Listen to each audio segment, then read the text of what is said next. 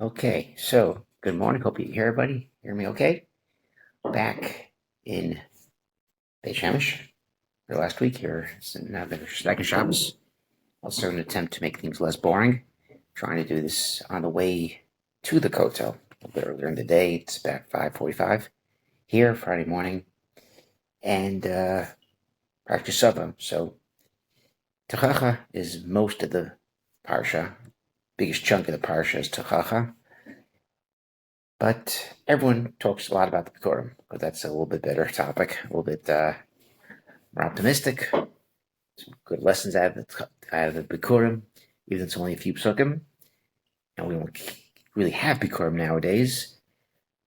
But that's what everyone's going to talk about. So I'll be the first one to kind of throw in their hat into the ring, whatever we say. Yeah, that's what we say. So bikurim is one of my favorite mitzvah, my second favorite mitzvah. Um, it's a beautiful kliyakar as far as hakar satov. Mention this on Pesach because it's not just having fruit, bring fruit to the Kohen. He doesn't need fruit. Maybe he doesn't need fruit. Maybe he has his own fruit. Maybe he's not hungry. No. You have fruit means you have trees. And you have trees means you have a land. And the fact that you have land, as opposed to Mitzrayim when you were slaves, you had nothing, that's the biggest thank you, Hashem. That's the biggest thank you, Hashem. And this is why we say this Pesach night. Look where you are. You're having matzah. You're having wine. You're with your family, and you're celebrating, as opposed to Mitzrayim. This is why this parsha is just comes up Seder. Comes up now. Comes up in the Seder. Bikurim, bikurim, bikurim. Thank you, thank you, thank you, Hashem. It's not me who's doing this. It's all Hashem. Fantastic. Rabbi Shemesh throws something different at you, and spends 3/4 of his parish, 2/3, whatever, on bikurim, even though it's just 4 psukim. Techacha is 80 psukim, whatever, much more. Bikurim. And he throws his first idea is that Arami Oved Avi is the Adam. Arami, trickery, Oved to make him lose, do an Avera. It's Adam, the snake with Adam. Adam Chava. The bikurim that we wait and we tie the gemi, we tie the reed around the first of the te'enim is because Adam Chava could not wait. They saw the Eitz Adam, Eitz Chaim, they saw it and they wanted it right away. They couldn't wait. The measure says if they would have waited to Shabbos, it would have been mutter. They would have been able to, no problem. They would have had Shabbos, they had Chach, they had Shabbos, they could have had Eitz Hadas, no problem at all. Because they rushed to eat it, this is the sin. And this is what we're trying to fix up. Bikurim, we look in our fields, the first thing we see is the Te'enim, and Marv Shemesh says Te'enim and Rimonim are the first ones that blossom in the summertime, first ones. And you're so excited that you're growing this. First thing you want to do is rip it off. You want to eat it right off the tree. And Marv Shemesh says, no. We have to wait. We don't have that taiva. Fancy Ramban. We don't do things in taiva.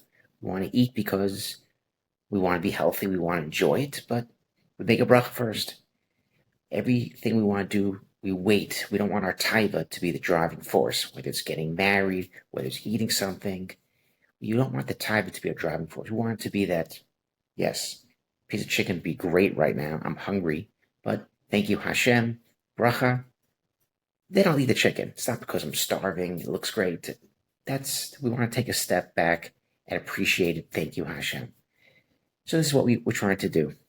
So when we wait and we don't eat that fruit, we wait and we go to Shalim, give it to the Kohen. This shows you the greatest tikkun of what Adam and Chava did wrong. They ate out of taiva. We're waiting, and the only way. And this is a difficult lesson, which is why Marv Shemesh is one of the reasons why when you bring the Kurim, as my nephew Shmuel pointed out, we all go together. We have encouragement. People go together, and the Mishnah in Bikurim says they used to sleep on the streets. and they're going to Yerushalayim. So Beit Shemesh, go to Yerushalayim, bring your bikurim. They wouldn't go to hotels. They'd go on the streets. Why? So they encourage each other. Because if you're by yourself with your whole bag of figs and your basket of your dates, you may eat it. So we need encouragement. It's so important and so easy to get tripped up. That's why we go together. And there's encouragement from the people. We're going to bikurim. Don't eat those figs. Wait and give it to the Kohen. And the other idea is we tie the reed as opposed to a string. Because a reed is what we're going to be buried in at 120 in Tachrichem, made out of reeds. And Rabbi Shemer says the only way to really rid yourself is after 120, when your guf and neshama go separate. Before that, you have to be reminded constantly, don't follow your taivas. Don't follow your taivas. You have to really drill this down. Ad kedekach, we tie the string, the gemi, around the fig to remind us, don't fall into this trap. Don't let taiva get the better of you. And this is one idea of the Marva Shemesh. A beautiful idea. The other crazy idea, the other great idea, Chiddush, is Aramit Obed Avi goes back to Laban and Yaakov, which we always say on Pesach night. It's Yaakov, it's Laban. And what he tried to do is kill his ratzon to serve Hashem by making Yaakov work extra hard. Yeah, Yaakov volunteered. I want to marry Rachel, 7 years. Oh, now it's Leah? No, 14 years. So yes, Yaakov had to work, get that.